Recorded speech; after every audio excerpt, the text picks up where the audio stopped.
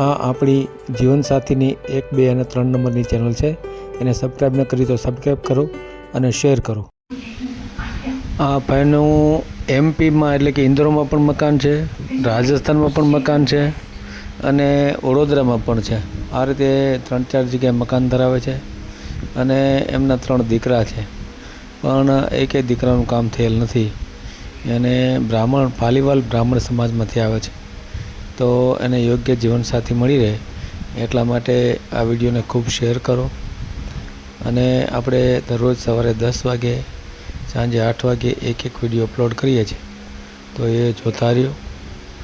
અને આપણે વિડીયો આપણી આ ચેનલમાંથી ક્યારેય ડિલીટ કરતા નથી.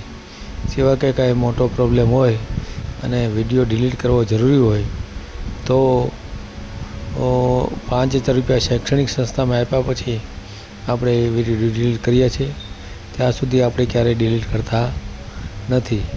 તો આ વિડીયો જો અને ખૂબ શેર કરો અને ફ્રોડ ફોનથી બચતા રહ્યો.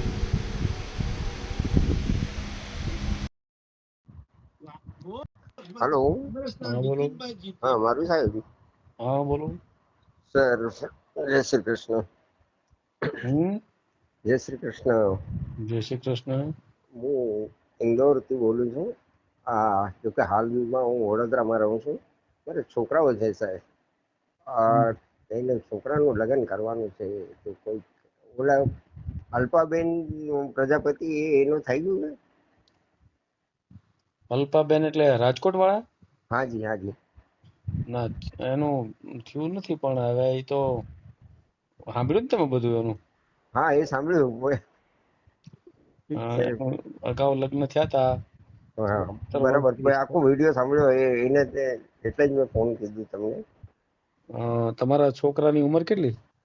સર 38 વર્ષનું થઈ ગયું છે. લગ્ન થયા હતા અગાઉ?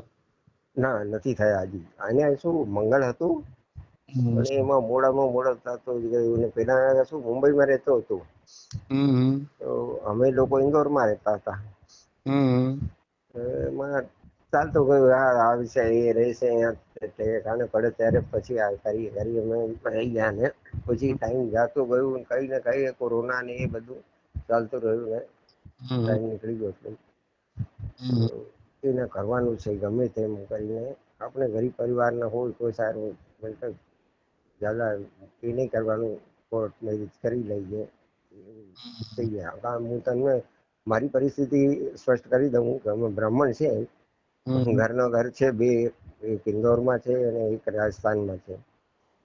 બાપોતીનું ઘર છે રાજસ્થાનમાં અને ઇન્દોરમાં પણ પોતાનું છે. રાજસ્થાનમાં ક્યાં આગળ? રાજસ્થાનમાં માવલી જંકશન જોયું છે?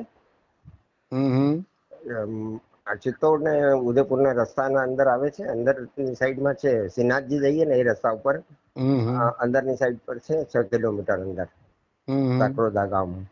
એટલે મારા બાપોતીનું ગામ છે. એ ત્યાં છે, ઘર છે. જગ્યા તો હતી એ મેં કાઢી નાખી, પણ ઘર છે આજે પણ. મોટું ઘર છે. હા. એમને ત્યાં રાજસ્થાનમાં મકાન હોવાનું કારણ શું? બાપોતીનું છે ને ઘર. એટલે મેડમ અમે અમારું મૂળ ગામ રાજસ્થાન છે. અચ્છા, મૂળ રાજસ્થાની છો? હા, અને તો બ્રાહ્મણ છે રાજસ્થાનના પાલીવાલ બ્રાહ્મણ. પાલીવાલ બ્રાહ્મણ. તો પછી ઇન્દોરમાં કેવી રીતે પહોંચ્યા?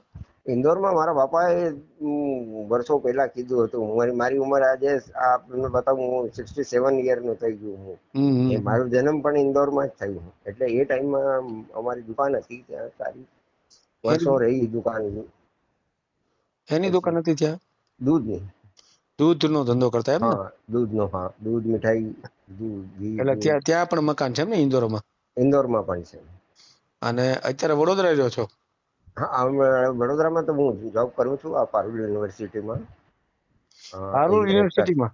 જી, રેક્ટર તરીકે. અને લેક્ચરર છો? હા, લેક્ચરર છો? ના ના, લેક્ચર નહીં, સોરી, રેક્ટર છે. આપણે આમ વાર્ડન કહીએ ને, વોર્ડન. હા, હોસ્ટેલના હોસ્ટેલ સંભાળીએ. સંચાલન. હા, બરાબર. હા બરાબર. અચ્છા અચ્છા. હા, શું ત્યાં પગાર સેલેરી શું આપે છે? મને મારે છે હમણાં 17. મારે તો કોઈ ખાસ નહીં, મને તો હવે એ થઈ ગઈ ઠીક છે, 17 પણ કાંઈ ઓછી થઈ નહીં. ગયું પછી બાબો શું કરે છે? બાબુ રેડીમેડ લાઈનમાં છે. હા, આજની તારીખમાં એની છે સેલરી 20,000 રૂપિયા. ક્યાં આગળ છે? ઇન્દોર. ઇન્દોર જ છે એમ ને? હા તો તમે એકલા અહીં વડોદરા તો એકલા રહ્યો છો એમ ને? હા, એકલો જ રહું છું હમણાં. એ યાર જોબ મળી ગયો કોરોના પછી, હમ લાગી ગયો સારું છે. મેં કહ્યું હા, 67 યરની એજ થઈ છે રનિંગમાં. હમ એટલા ઉંમરમાં ત્યાં તો કઈ જામતું નહીં હતું, એટલે પછી કોરોના પછી સીધું અહીંયા આવ્યું ને અહીંયા લાગી ગયો, તો આજે સારું છે. તો યુટ્યુબમાં મૂકવું છે આપણે? હા, યુટ્યુબમાં મૂકવો તો છે. હમ એનો ફોટો ને હું બધી વિગત તમને ફરી કોઈ દિવસ ફોન કરીને 2-3 દિવસમાં જણાવું છું. એક મિનિટ ચાલુ રાખો, પેલા હું બધી હાજી વિગતો લખી લઉં, બરાબર ને? જી જી હાજી. આ તમારો વોટ્સએપ નંબર છે? હા, બોલો તો. વિનોદ જોશી.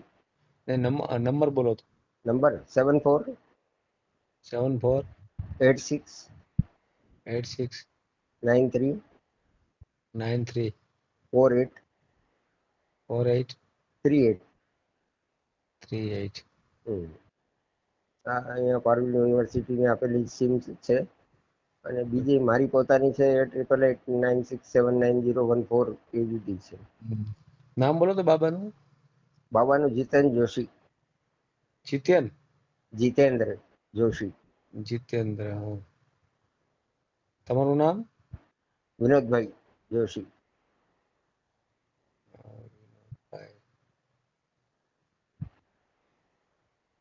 જોશી. હા. એમને તો ત્યાં ઇન્દોર જ રહેવાનો છે કે અહીંયા આવવાનો છે? તો ઇન્દોર જ રહે છે. બરાબર બરાબર.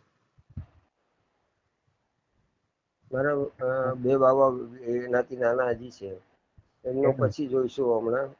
પેલા એનું કરી લઈએ, મોટાનું તો સારું. 3 છોકરા છે આમ મારા, લગ્ન હવે હજી એક એમાં નોકરી કરે છે ભાઈ? હા, ભાઈ શેમાં નોકરી કરે? રેડીમેડ લાઈનમાં છે. રેડીમેડ? જી. એટલે રેડીમેડમાં શું કરે છે? હું આમ સેલ્સમેન. અચ્છા, સેલ્સમેન છે. હા.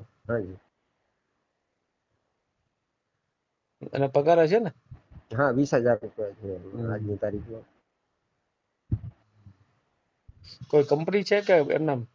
ના ના, દુકાન છે હોલસેલની. કપડા માર્કેટ છે અમારા ઇન્દોરમાં, મોટું માર્કેટ છે કપડાનું. કેટલા એમાં બાળકો છે તમારે? હા, દીકરા કેટલા? 3 છે. 3 દીકરા એમ ને? હા. અને દીકરીઓ? ના, નથી. બરાબર. તો બીજા નાના હશે ને? હા, એનાથી નાના છે આમ. એ પણ તે તો લગ્ન લાયક, પણ એક કોઈનું થાય તો પછી બીજાનું આપણે કરીએ. એટલે બધા બાકી છે એમ ને? હા, બાકી છે. કેમ એવું થયું? બધાની ઉંમર તો થઈ ગઈ છે. અરે સાહેબ, પૂછો નહીં. એક શું તકલીફ શું થાય એમ? પરિસ્થિતિ, એક અમારા પરિવાર સમાજમાં શું પૈસાદાર લોકોને જોવે છે, એ મોટી તકલીફ, સૌથી મોટી તકલીફ એ. એટલે ભલે એમના પૈસાદાર હોય પાસે તો થાય ને? હા, પૈસા હોય તો જ થાય એમ ને? હા, પૈસા વાળાદાર હોય એમના અહીંયા ભલે ગમે એ હોય આપણા ક્ષણ, પણ એને કરી દેશે. પણ જો તમારા સાફ સુથરા છોકરા હોય અને તમારી પરિસ્થિતિ અગર નબળી હોય તો નહીં. મારે શું, બે કામ એવા થઈ ગયા મારાથી કે બસ પૂછો નહીં. 2 મકાન લઈ લીધા હતા છે. લોકોને વર્ષો લાગે એક મકાન લેતા, મેં 6 મહિનાની અંદર 2 મકાન લીધા. અને એમાં એવું તો ઉલઝાઈ ગયું, હાલત ખરાબ થઈ ગઈ, કમર તૂટી ગઈ એમાં. ભણેલો છે કાંઈ દીકરો? હા, છે ને, BA. કેટલું? BA કીધું છે. BA સુધી 12. ભણેલો છે? હા.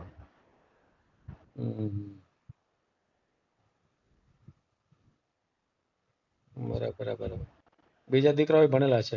હા, એક વચનો છે, એને બી કામ કીધું છે ને IAS માટે તૈયારી કરે છે. હજી નહીં, નસીબ ખોટા છે. તૈયારી તો કરે છે, કેટલા વર્ષ થઈ ગયા પણ હજી એને લાગતું નથી કઈ.